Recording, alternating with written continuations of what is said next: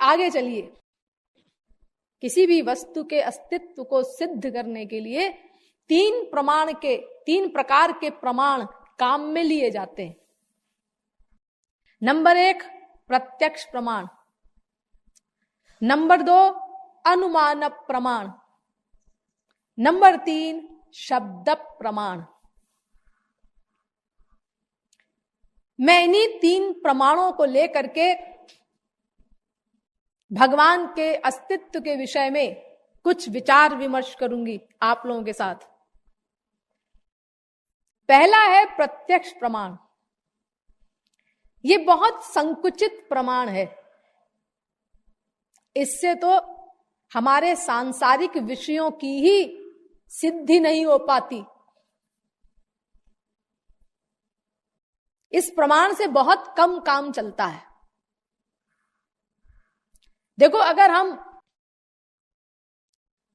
नास्तिक से पूछे, क्यों नास्तिक महोदय आप जो ये कहते हैं कि भगवान नाम की कोई चीज नहीं है, ये किस आधार पे कहते हैं, जरा बताइए। वो कहता है भाई देखो हम प्रत्यक्षवादी हैं, आपका भगवान हमें कहीं संसार में दिखाई नहीं देता, इसीलिए हम कहते हैं कि भगवान नाम की कोई चीज नहीं। अच्छा, एक बात बताइए कि तमाम देश हैं, अमेरिका है, रशिया है, इंग्लैंड है, कनाडा है, जापान है, और तमाम सारी वस्तुएं हैं संसार की जिनको आपने कभी देखा नहीं, ना उन देशों को कभी देखा है, ये ना उन वस्तुओं को कभी देखा है, फिर आप उनको क्यों मानते हैं? अरे तमाम ऐसी चीजें हैं दुनिया की जो आपने कभी देखी नहीं, लेकिन आप उनके अस्तित्व में विश्वास करते हैं। तमाम देशों में आप कभी गए नहीं, लेकिन वो देश हैं ये आप मानते हैं। हाँ, क्यों मानते हैं? आप तो प्रत्यक्षवाद को मानते हैं ना। तो जब आपने उनको देखा नहीं तो आपने कैसे विश्वास कर लिया कि हाँ अमुक अमुक देश हैं, अमुक अमुक वस्तु होती है? तो आप क्या कहेंगे? आप ये कहेंगे कि देखो भाई ऐसा है, हमने नहीं देखा तो क्या हुआ, अरे भूगोल की किताबें हैं, इतिहास की किताबें हैं, उनमें सब में लिखा हुआ है, और वहां जो लोग होकर के आए हैं, जिन्होंने देखा है इन सब देशों को, उन्होंने आकर के बताया है ऐसा ऐसा देश है, वहां ऐसी ऐसी चीजें हैं। अच्छा, अगर मैं आपसे फिर आगे कुतर्क करूं, क्यों जी, आपकी उन भूगोल और इतिहास की किताबों की प्लस उन देशों आदि को देख करके लौटे हुए व्यक्तियों की सत्यता का क्या प्रमाण है आपके सामने? अरे जो कुछ भूगोल इतिहास की किताबों में लिखा है वो सत्य है, इस बात का क्या प्रमाण है? जो लोग वहां देख करके लौटे हैं, आप कहते हैं इनकी बातें सत्य हैं, इस आधार पे हमने माना, क्या प्रमाण है कि ये सत्य बोल रहे हैं?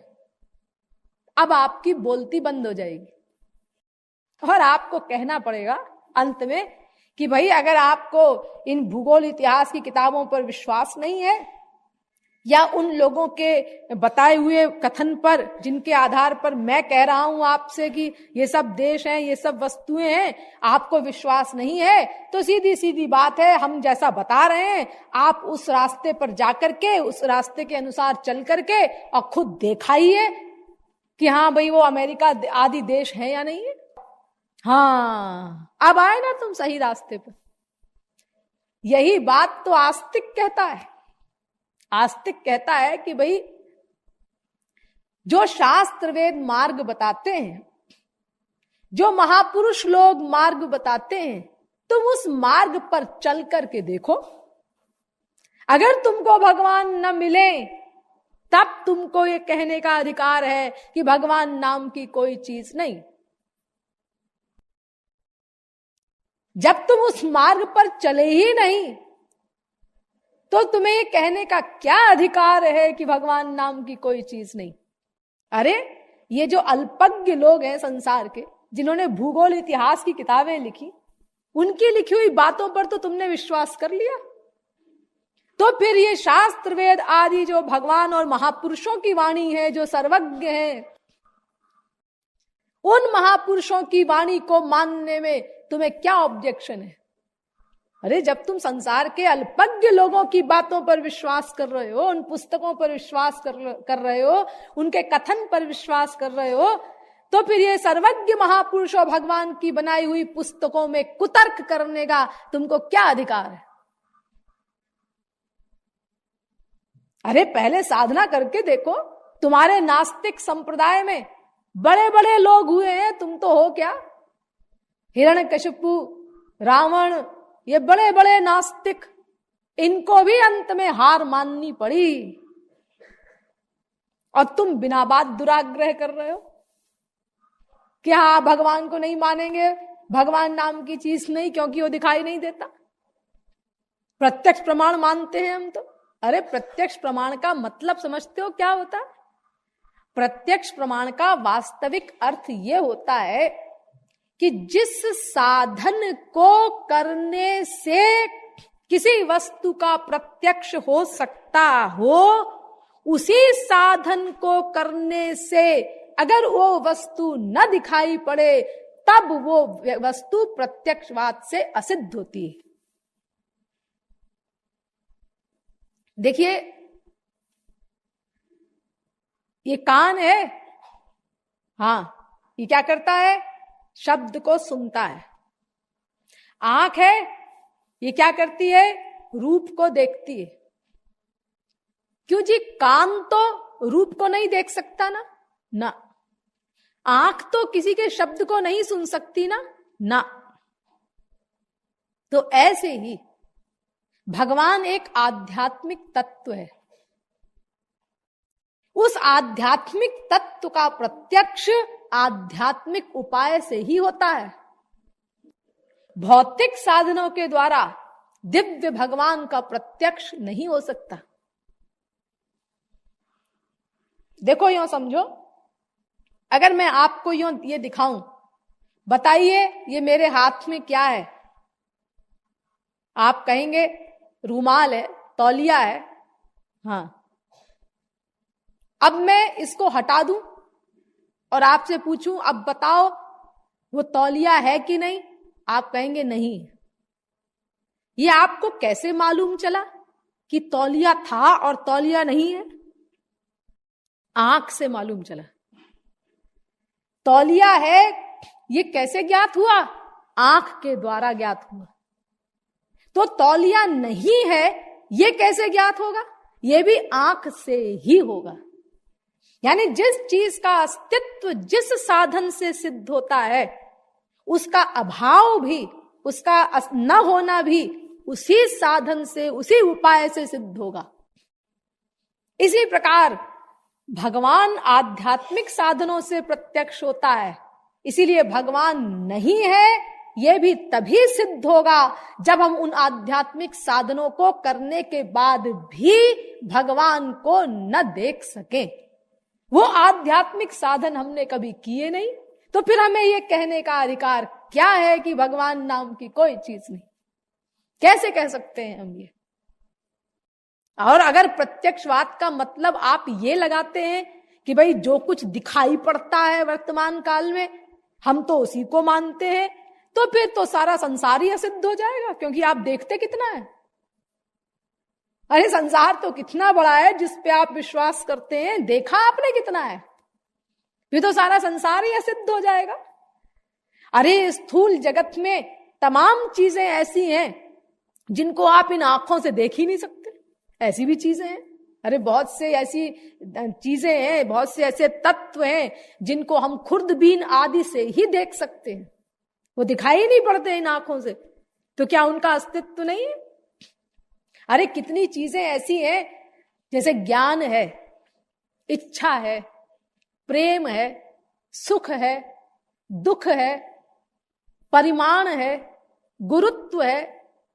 ये तमाम चीजें ऐसी हैं जिनका कोई प्रत्यक्ष नहीं कर सकता इंद्रियों से। इनका आप क्या प्रत्यक्ष करेंगे इंद्रियों से, इन सब चीजों का? फिर आप इनको क्यों मानते हैं? आप मानते हैं ना इनको, क्या ये सब चीजें होती हैं? हाँ, क्यों?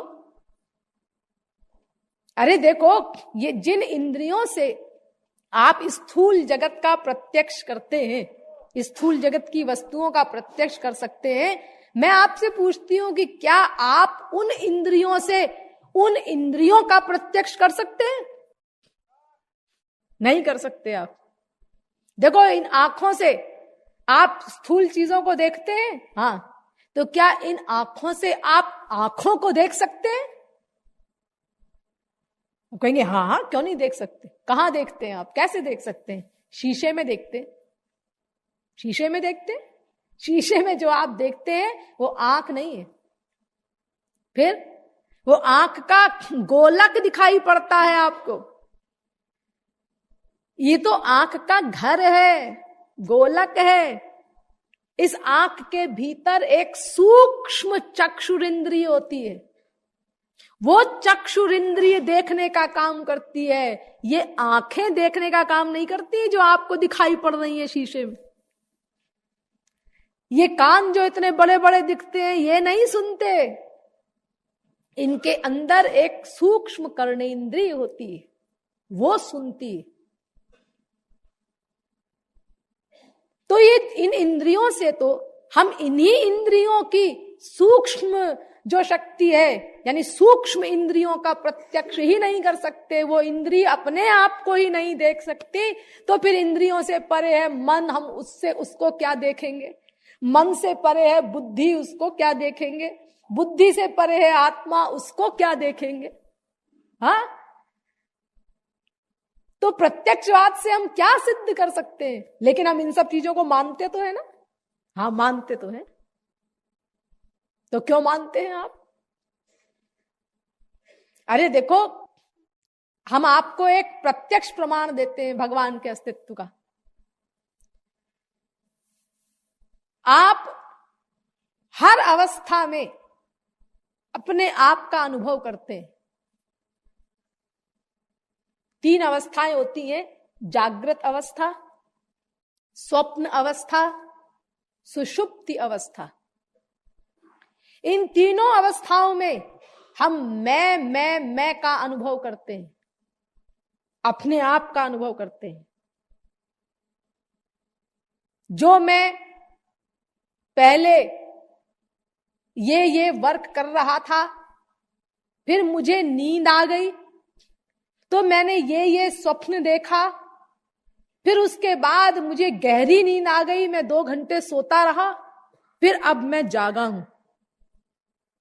ये देखो, मैं का अनुभव हो रहा है हमको। इसी प्रकार भूत काल, वर्तमान काल, भविष्य काल, तीनों कालों में हमको इस मैं का अनुभव होता है। अगर हमको मैं का अनुभव न रहे, मैं हूं ये ज्ञान न रहे, तो फिर संसार का ज्ञान भी नहीं कर सकते हम। संसार का ज्ञान भी नहीं रह सकता हमको, वो मैं के ज्ञान के आधार पर ही होता है। तो ये अपना अस्तित्व जो है हर समय हर अवस्था में, ये भगवान के अस्तित्व का ज्वलंत प्रमाण है।